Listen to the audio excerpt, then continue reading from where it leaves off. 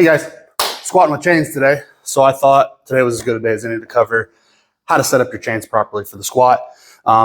Same concept would also carry over to the bench press, but today we're squatting. So what I've got here, I've got easy loader straps from Elite FTS. I personally prefer these over a leader chain just because they're simpler, super consistent, not going to tear up my barbell as much as a chain, and I'm not having to count chain links to figure out exactly where I had it hung last time. So these are very consistent for me. I like them. They're definitely worth the money. So I'm kind of between links. So I have a little 5-inch carabiner on there as well. That's what I'm actually going to hang my chains to, since I kind of want to cut that distance in half. The idea is when you hang your chains, you want as little chain touching the floor as possible when you're at the top. So when you take your unrack, you want it to just barely be touching. That way, more chain is on the floor when you squat, less chain when you come back up.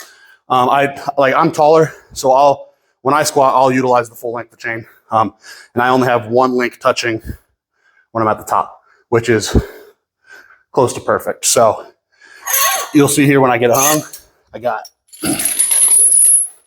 one chain here. Right now it looks like there's about 3 links on. I take a pretty low unrack, just my preference. So when I stand up with it, you'll see it only goes down to about 1 link touching the floor. Once I have all my chains on, my chains are from Bells of Steel, by the way. I like them. I'm gonna put another collar on the outside. I warm up without chain weight, and then I get to my top set where I'm gonna be using chains. I'll take the bare weight for a single just as a warm up, and then I'll add the chains to the outside. I like for my chains to be as far away from the rack as possible. So I do on the outside. I've seen people who start with their chains on the inside and they warm up with chain weight. That's whatever's your preference. But I like to put another collar on the outside, keep that from sliding, and we'll get to work.